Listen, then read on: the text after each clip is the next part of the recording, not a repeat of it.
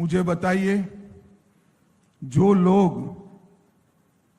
जो शासन सबरीमाला के खजाने की रक्षा न कर पाए, वो हमारी आस्था को बचा सकता है क्या? എന്നോട് പറയൂ, ഏതൊരാളുടെ ഭരണത്തിന് കീഴിലാണോ ശബരിമലയുടെ സ്വത്തുക്കൾ സുരക്ഷിതമല്ലാതിരിക്കുന്നത് അവർക്ക് നമ്മുടെ വിശ്വാസം സംരക്ഷിക്കാൻ സാധിക്കുമോ? जरा जोर से बोलिए भाई, बचा सकते हैं क्या हमारी आस्था को? ഉറക്കെ പറയൂ, നമ്മുടെ വിശ്വാസം സംരക്ഷിക്കാൻ അവർക്ക് കഴിയുമോ? सब लोग जोर से बोलिए, हमारी आस्था को बचा सकते हैं क्या? എല്ലാവരും പറയൂ, ഉറക്കെ പറയൂ. केरल की मूल आस्था का संरक्षण अगर कोई कर सकता है तो केवल और केवल भारतीय जनता पार्टी कर सकती है. കേരളത്തിൽ ആർക്കെങ്കിലും വിശ്വാസം സംരക്ഷിക്കാൻ സാധിക്കുമെങ്കിൽ അത് ഭാരതീയ ജനതാ പാർട്ടിക്ക് മാത്രമേ സാധിക്കൂ.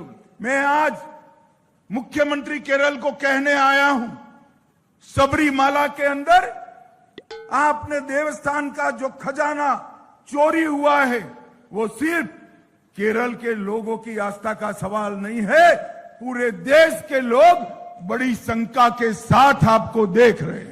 എനിക്ക് കേരളത്തിലെ മുഖ്യമന്ത്രിയോട് പറയാനുള്ളത്, ഇന്ന് നിങ്ങൾ ശബരിമലയിൽ നിന്ന് കൊള്ളയടിച്ച സ്വർണമുണ്ടല്ലോ, ശബരിമല ദേവസ്ഥാനത്ത് നടത്തിയ കൊള്ളയുണ്ടല്ലോ, അത് കേരളത്തിലെ വിശ്വാസത്തിന്റെ, മലയാളികളുടെ വിശ്വാസ കാര്യം മാത്രമല്ല, മുഴുവൻ രാഷ്ട്രത്തിനും അതിൽ ആശങ്കയുണ്ട്. മുഴുവൻ രാഷ്ട്രത്തിന്റെയും വിശ്വാസത്തെയാണ് നിങ്ങൾ ഹനിച്ചത്.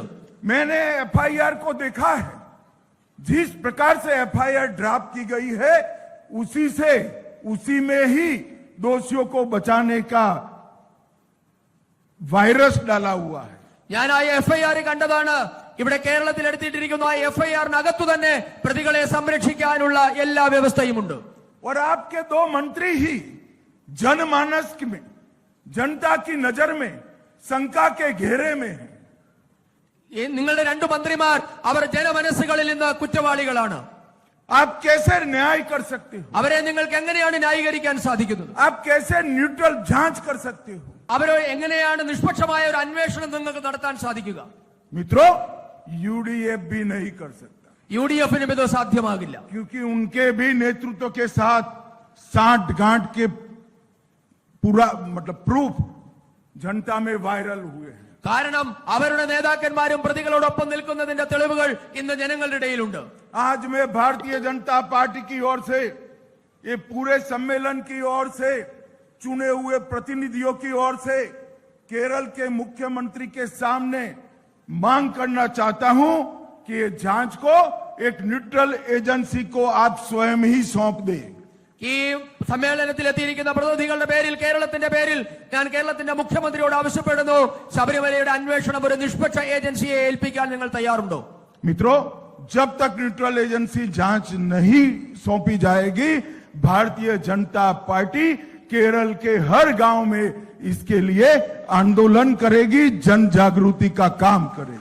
നിഷ്പക്ഷമായ ഒരു അന്വേഷണം നിങ്ങൾ നടത്തിയില്ല എങ്കിൽ ഭാരതീയ ജനതാ പാർട്ടി കേരളത്തിലെ വീട് വീടാന്തരങ്ങളിൽ, ഗ്രാമാന്തരങ്ങളിൽ ഇതിനെതിരെയുള്ള വലിയ പ്രക്ഷോഭം അഴിച്ചുവിടും.